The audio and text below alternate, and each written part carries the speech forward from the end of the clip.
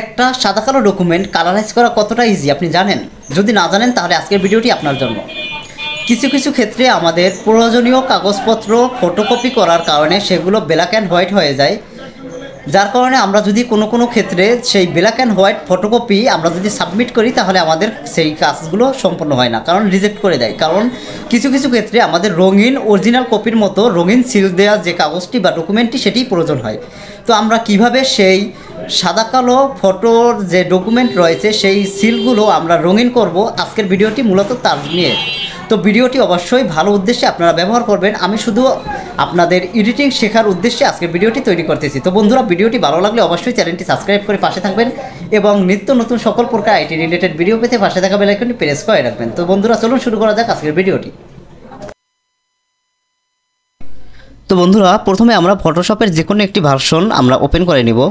এরপরে আমরা যে ফাইলটা বা যে ডকুমেন্টটা কাজ করব আমরা সেই ডকুমেন্টটা ওপেন করে নিব। এখান থেকে আমি যে ডকুমেন্টটার কাজ করতেছি আমি সেই ডকুমেন্টটা ওপেন করে নিলাম।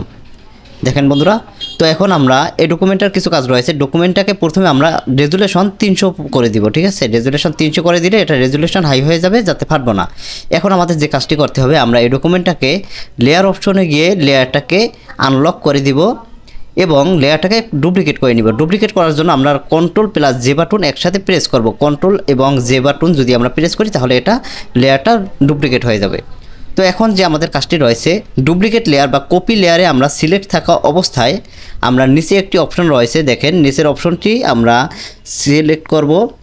সিলেক্ট করার পরে দেখেন আপনারা কালার ব্যালেন্স নামের একটি অপশন পেয়ে যাবেন। আমরা এখান থেকে রেড কালারটা কিছুটা বাড়িয়ে দিব, এরপরে মেজেন্টা কিছুটা বাড়িয়ে দেব এবং যে ব্লু রয়েছে ব্লুটা কিছুটা বাড়িয়ে দেব।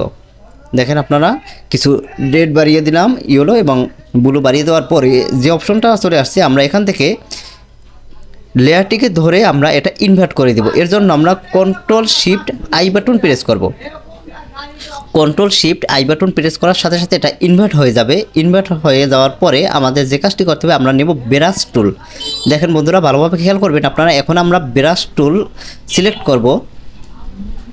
আমরা ব্রাশ টুলে গিয়ে আমরা অপাসিটি রাখবো 100% এবং ফ্লো রাখবো 100%, ঠিক আছে? Opacity 100%, flow 100%। এখন আমরা যে অংশটুকু রঙিন করতে চাচ্ছি শুধু সেই অংশটুকুতে আমরা ড্র্যাগ করতে থাকবো, তাহলেই আমাদের সিলগুলো বা যে ডকুমেন্টের যে সিলটা সেটা কিন্তু রঙিন হতে শুরু করবে। তো আমার যতটুকু প্রয়োজন আমি সেই প্রয়োজন অনুযায়ী আমার কাজটা আমি করতেছি। আপনারাও এটা সাবধানে করবেন যাতে অন্য কোনো লেখার উপরে যেন এইটা ব্রাশ টুলটা যেন চলে না যায়। তো আমি খুব সাবধানভাবে আমার সম্পূর্ণ যে সিগনেচারটি রয়েছে, দেখেন যে সিলটি রয়েছে সেটি আমি রঙিন করে ফেললাম। তো বন্ধুরা, এই ছিল আজকের মূলত ভিডিওটি। তো ভিডিওটি ভালো লাগলে সকলে অবশ্যই চ্যানেলটি সাবস্ক্রাইব করে পাশে থাকবেন এবং নিত্য নতুন সকল প্রকার আইটি রিলেটেড ভিডিও পেতে পাশে থাকা বেল আইকনটি প্রেস করে রাখবেন। তো বন্ধুরা, সকলে ভালো থাকবেন, সুস্থ থাকবেন এই কামনা নিয়ে আজকে ভিডিও এখানে শেষ করছি। আল্লাহ হাফেজ।